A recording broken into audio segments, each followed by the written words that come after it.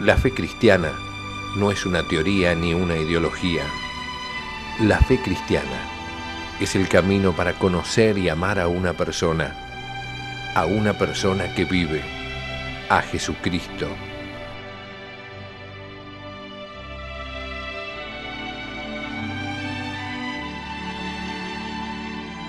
La fe cristiana, un curso del Instituto de Formación Teológica por Internet que quiere ayudarte a crecer en el amor a Jesús, nuestro Señor.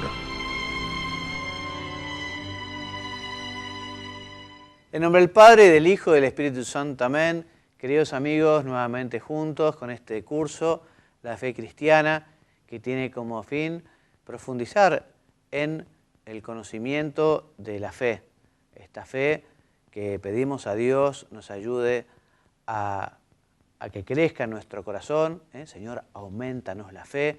La fe es un don sobrenatural, pero también el conocimiento de esa fe nos ayudará a preparar nuestro corazón para que ese don también vaya calando en el alma.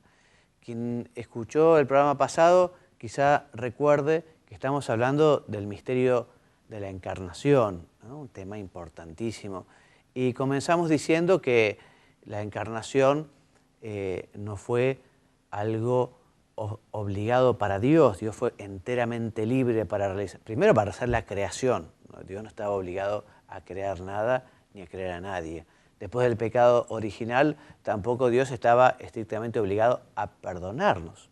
Pero Dios, en su infinita bondad, quiso perdonarnos y quiso que este perdón fuera a través de Jesucristo, la segunda persona de la Santísima Trinidad, que se hizo hombre en las entrañas purísimas de la Virgen María, se hizo hombre como nosotros y que padeció y murió en la cruz.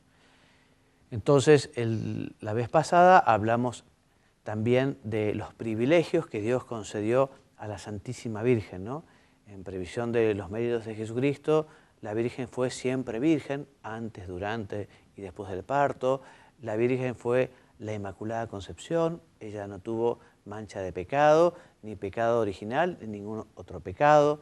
También la Santísima Virgen subió en cuerpo y alma a los cielos, en fin, y el privilegio más importante es, evidentemente, ser la Madre de Dios, la Madre de Dios.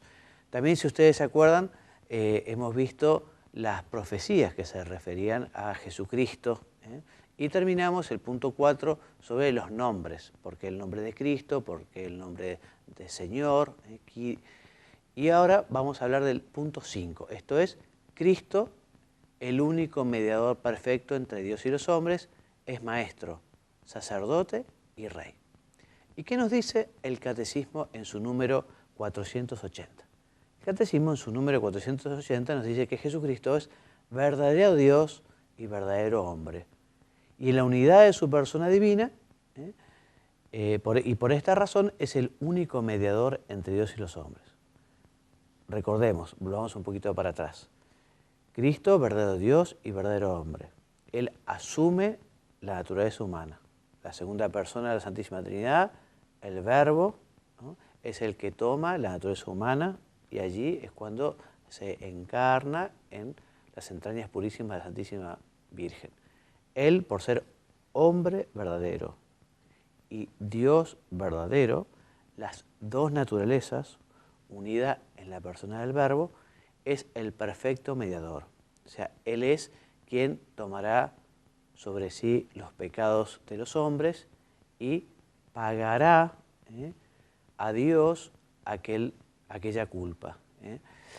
¿Dios tenía obligación de redimirnos de esta manera? Ninguna obligación. Que evidentemente esta manera fue la mejor manera que Dios tuvo para perdonarnos, evidentemente así lo es. Y porque fue un hombre, pero con la dignidad de Dios, un hombre que era a la vez Dios el que pidió perdón.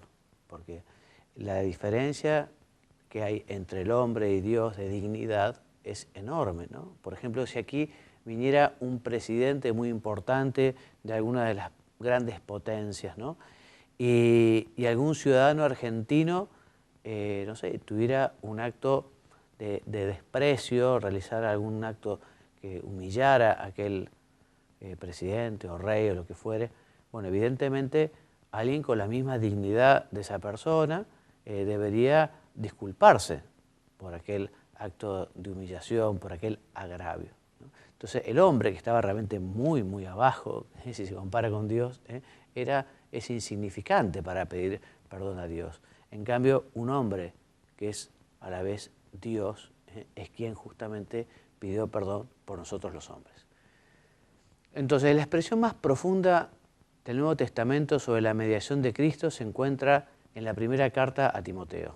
Y nos dice, hay un solo Dios y también un solo mediador entre Dios y los hombres, el hombre Cristo Jesús, que se entregó a sí mismo por rescate o como rescate por todos, ¿no? Aquí entonces vemos cómo se narra, se nombra a la persona del mediador, esto es a Cristo Jesús, y también a su acción mediadora, ¿no? O sea, que Cristo lo que hace justamente es representar, mediar ante Dios por los hombres. Y en la carta a los Hebreos se presenta justamente a Cristo como mediador de esta nueva alianza, ¿eh? Cristo es mediador porque es perfecto Dios y perfecto hombre, pero es mediador en y por su humanidad. Porque es hombre, puede representar a los hombres. Estos textos del Nuevo Testamento presentan a Cristo como profeta y revelador, como sumo sacerdote y como Señor de toda la creación. No se trata de tres ministerios distintos, sino de tres aspectos de esta única función del único mediador. Y es muy oportuno que nosotros le agradezcamos muchas veces a Jesucristo haber querido hacerse hombre, haber querido cargar con los pesos o con el peso de los pecados de los hombres, que Cristo haya querido dejarse clavar en la cruz, ¿no? Para ofrecerse así como víctima, él es a la vez víctima y es a la vez sacerdote de este sacrificio que es el sacrificio más importante que se ha realizado en la historia de la humanidad. Podríamos decir que todos los sacrificios del Antiguo Testamento de alguna manera están ordenados, se ordenan a este sacrificio de Cristo. Sobre que Jesucristo, sobre que nuestro Señor es mediador, ya lo había profetizado el Deuteronomio en su capítulo 18, que dice, profeta les desperté de en medio de sus hermanos como tú, y pondré mis palabras en su boca, y él les hablará todo lo que yo les mandare. También la gente lo tenía al Señor por profeta. Si hojeamos las páginas de los evangelios, vemos cómo efectivamente el Señor muchas veces es llamado profeta.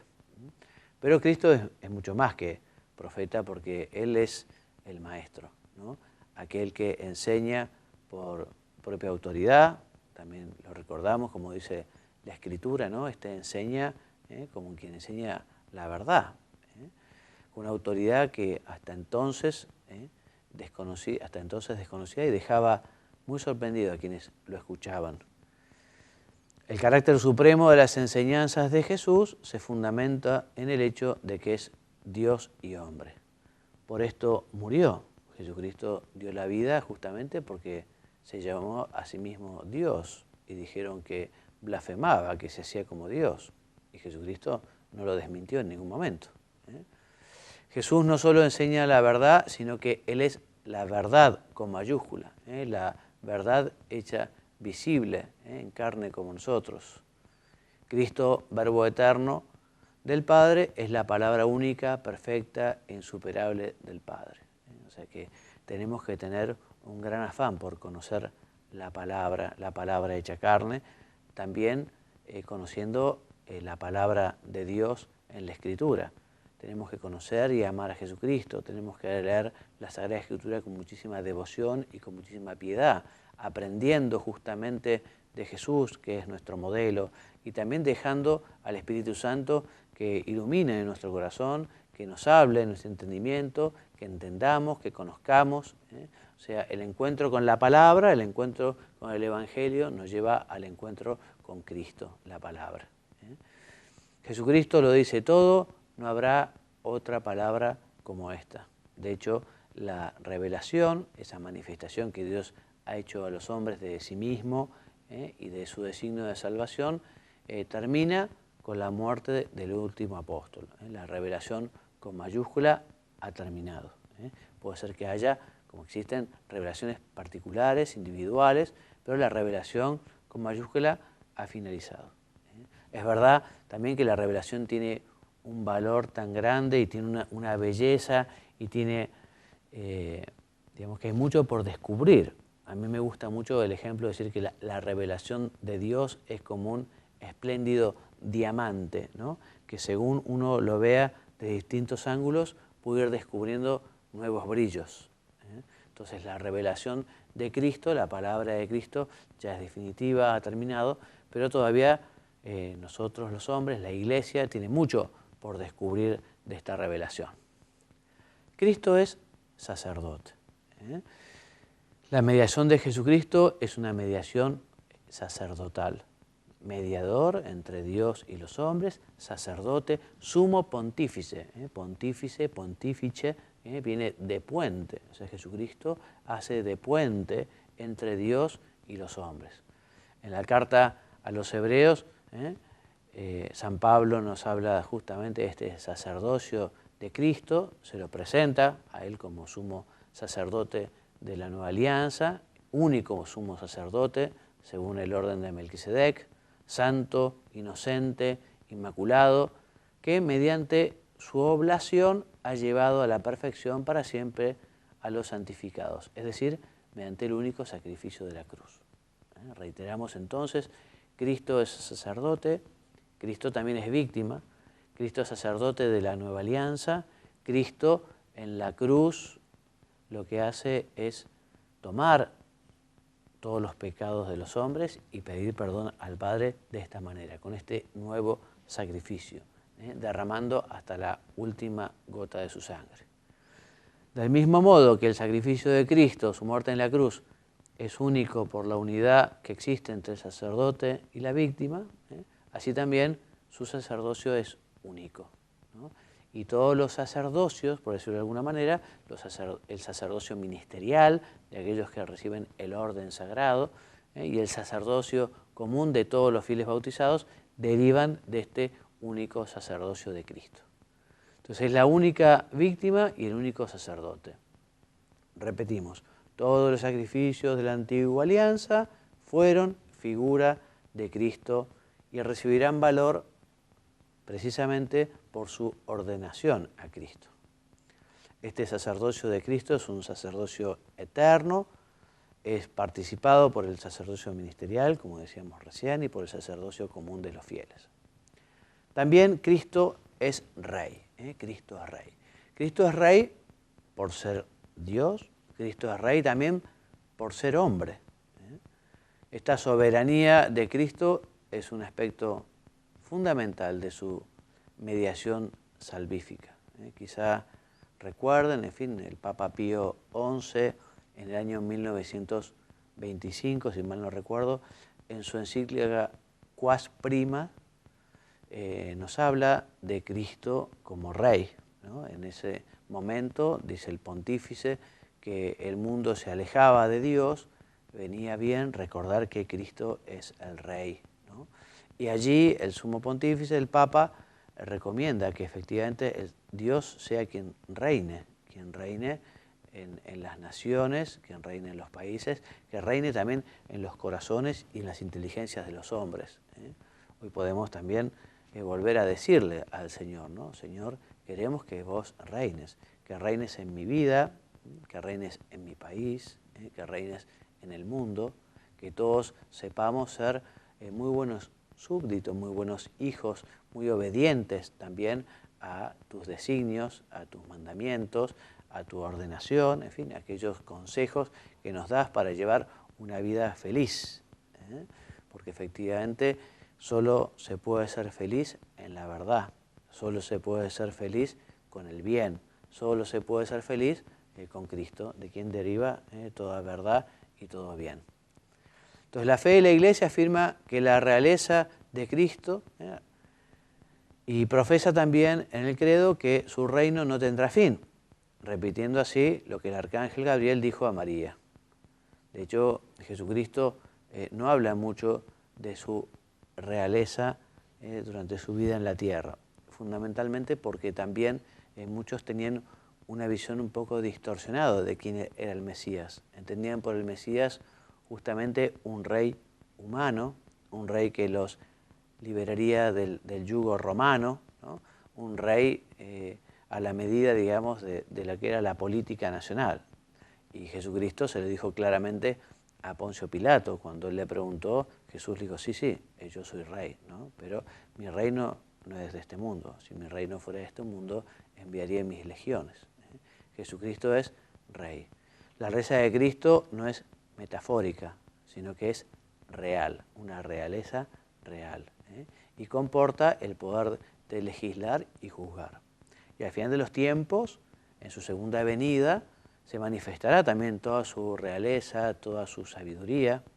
Y Jesús, que dejó este mundo como un malhechor en la cruz después de haber sufrido tanto, en esa segunda venida se manifestará también con todo su esplendor, con toda su belleza, con toda su bondad, pero también con toda su justicia, ¿no? Y el rey justamente en ese momento será el juicio final y se manifestará públicamente la vida de todos los hombres, y aquellos que hayan sido buenos continuarán en el reino de los cielos, recibirán también la glorificación de todos, de modo que, en fin, es bueno que nosotros también tengamos un gran deseo de poder compartir la vida eterna junto a este maestro, a este mediador, a este rey, a este hermano que es Jesucristo, Señor nuestro. Es una realeza la de Jesucristo que se fundamenta en el hecho de que es el Verbo encarnado y que es nuestro Redentor.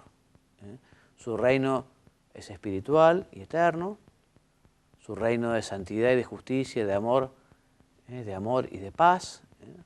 Recuerdo también un libro que leí que habla de San José, y algunos tienen la teoría de que Jesucristo también era el rey de los judíos, porque ustedes saben que Herodes era idumeo, ¿no? O sea, ellos habían llegado al trono por usurpación, en fin, no era de la casa de David. En cambio, Jesucristo, según dicen algunos, que San José habría sido el rey de Israel, y Jesucristo, por derecho propio, heredero.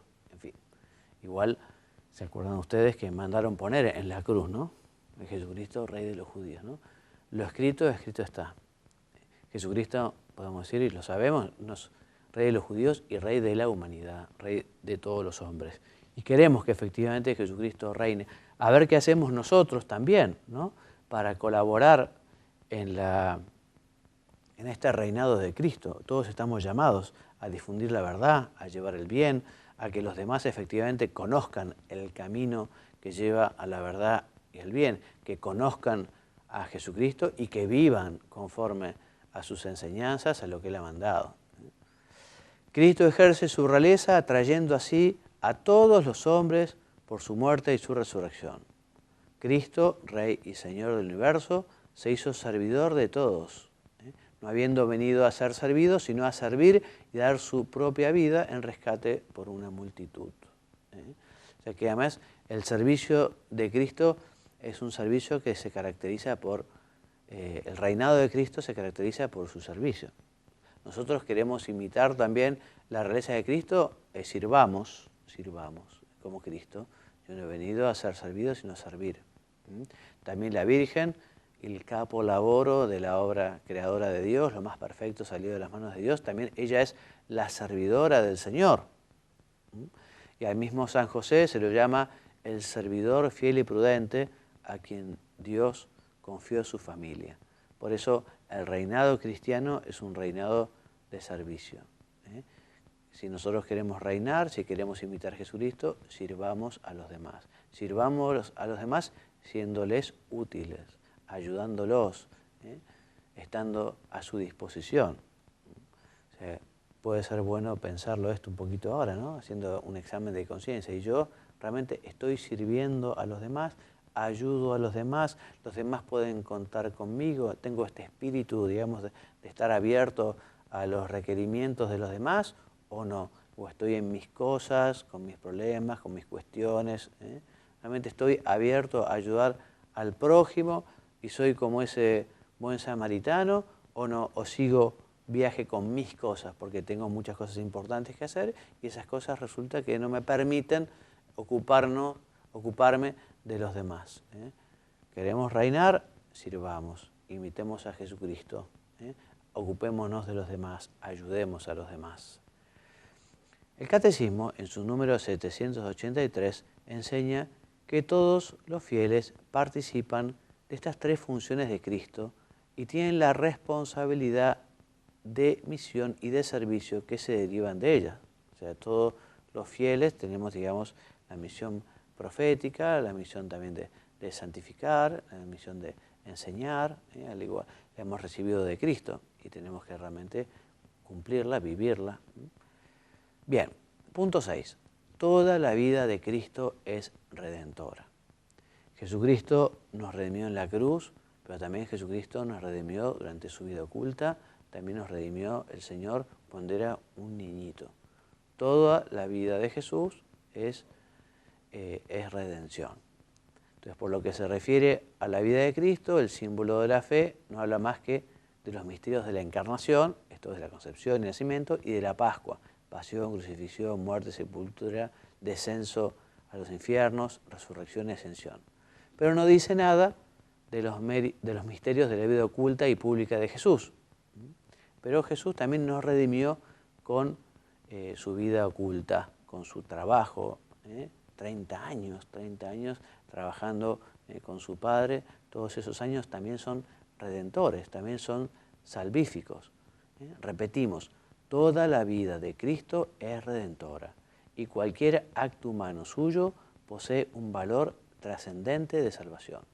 Incluso los actos más sencillos y aparentemente menos importantes, en ellos hay un eficaz ejercicio de su mediación entre Dios y los hombres. Esta doctrina la entendió con especial profundidad San José María Escrivá, que ha enseñado justamente a transformar todos los caminos en caminos divinos, en caminos de santificación. Y en el número 36 de su libro Es Cristo que pasa, escribe y dice: llega la plenitud de los tiempos y para cumplir esa misión nace un infante en Belén. Es el Redentor del mundo, pero antes de hablar, ama con obras. No trae ninguna fórmula mágica, porque sabe que la salvación que ofrece debe pasar por el corazón del hombre. Sus primeras acciones son risas, lloros de niño, sueño inerme de un Dios encarnado, para enamorarnos, para que lo sepamos acoger en nuestros brazos. O sea que el Rey de Reyes y Señor de Señores, el Creador del cielo y la tierra, quien nos ha redimido, lo ha hecho durante toda su vida, con todas sus acciones. Los años de vida oculta de Cristo son una simple preparación para no son una simple preparación, sino auténticos actos redentores orientados hacia la consumación del misterio pascual. Por eso tiene gran relevancia teológica el hecho de que Jesús compartió durante la mayor parte de su vida la condición de la inmensa mayoría de los hombres, una vida cotidiana, una vida corriente, una vida de familia, una vida de trabajo. Y así Nazaret nos da una lección de vida familiar, una lección de trabajo, porque Cristo también realiza la redención durante esos años de vida oculta. Así Él, creciendo y viviendo como uno de nosotros, nos revela que la existencia humana, el quehacer corriente ordinario, tiene un sentido divino. Podemos imitarlo al Señor también en esto, podemos parecernos a Cristo también trabajando bien, viviendo santamente nuestra vida en familia. Muy bien, y así terminamos entonces con nuestra lección de hoy, así terminamos con el tema 9. Como bibliografía básica pueden acudir entonces al Catecismo de la Iglesia Católica, en su número 484, 570, 720, 726, 963 a 975. También el libro del Papa Benedicto XVI, Jesús de Nazaret. También, como lectura recomendada, pueden leer el libro de Juan Luis Basteros Elizalde, María, Madre del Redentor, o el libro de Ponce Cuellar, María, Madre del Redentor y Madre de la Iglesia, el libro de Fernando Caris y Mateo Seco, y Riestra, El misterio de Jesucristo. Por último, decirles que si quieren recibir esta presentación, son muchos los que me han escrito últimamente pidiéndomelas, lo pueden hacer a mi dirección de correo, que es juanmariagallardo@gmail.com, o también se la pueden enviar a Mónica Heller, a su correo, que es secretaria IFTI, secretaria del Instituto de Formación Teológica por Internet, secretariaifti@gmail.com. Muy bien, bueno, hemos desarrollado un tema realmente apasionante. Gracias, Señor, por haber querido ser hombre como nosotros. Gracias, Virgen Madre Nuestra, por haber querido ser la Madre de Dios, ¿no? Si Dios quiere, entonces, la semana que viene continuaremos hablando de Cristo. Y concretamente nos detendremos en ver cómo el Señor nos quiso redimir. Esto es, cómo fue su pasión, su muerte y su resurrección. Me despido enviándoles un gran saludo y también mi bendición. Que Dios los bendiga y los haga muy santos. Amén. Muchas gracias.